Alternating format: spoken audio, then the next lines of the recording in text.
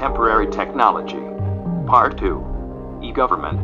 E-government is a way for governments to use the most innovative information and communication technologies, particularly web-based internet applications, to provide citizens and businesses with more convenient access to government information and services. It helps to improve the quality of the services and to provide greater opportunities to participate in democratic institutions and processes. There are different terms such as electronic government, electronic governance, digital government, online government, e-gov, etc. Scope of e-government. Advantages of e-government. 1. E-governance and improve accessibility and have provided economic and social development opportunities too. Deliver faster and efficient services to ordinary citizens through e-governance, which is an effective instrument of administration. 3. Reduce costs and corruption and extend help and increase access to unserved groups. 4. Facilitate a participation in communication in policy and decision-making processes and empowers the weakest groups. 5. This has led to the development of a sense of ownership and the building of social capital, which in turn constitutes a basis for local revitalization. 6. Increase transparency or improve government efficiency. Types of e-government. E-government offers services to those within its authority to transact electronically with the government. These services differ according to users' needs, and this diversity has given rise to the development of different types of e-government.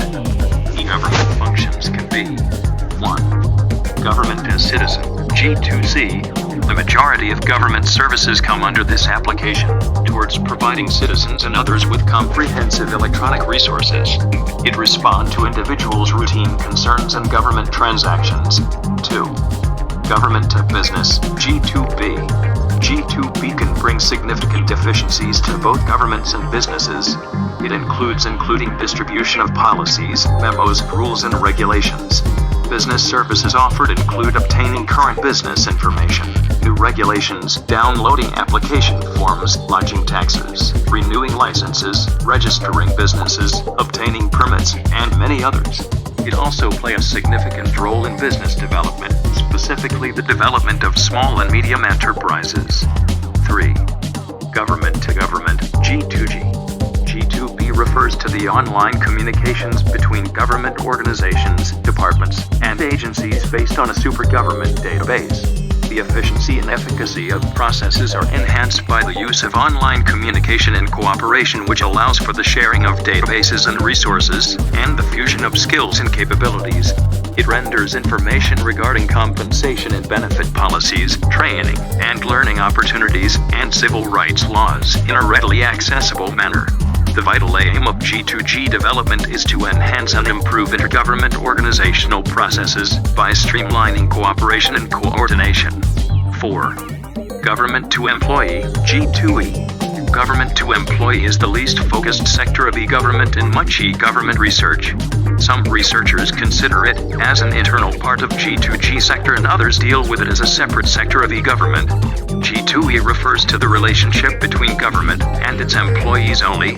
The purpose of this relationship is to serve employees and offer some online services such as applying online for an annual leave, checking the balance of leave, and reviewing salary payment records, among other things. IoT, Internet of Things. The Internet of Things, IoT, is a system of interrelated computing devices. Mechanical and digital machines are provided with unique identifiers, UIDs, and the ability to transfer data over a network without requiring human-to-human or human-to-computer interaction. There are billions of devices in homes, factories, hospitals, cars, and thousands of other places.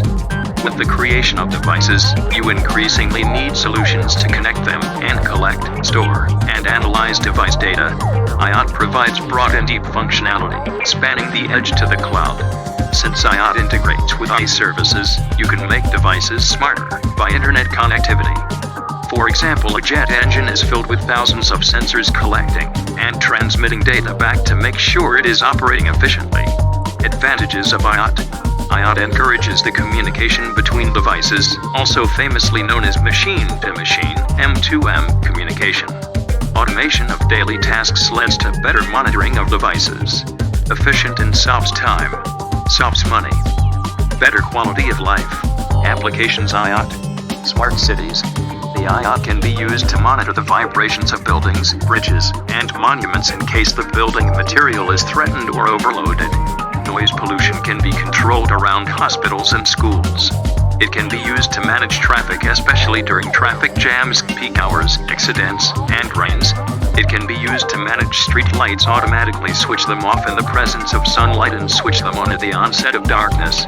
Home automation. The IoT can be used to remotely control and program the appliances in your industrial automation. We can automate manufacturing processes remotely. It can also prove useful in optimizing the production processes. We can manage the inventory and the supply chain.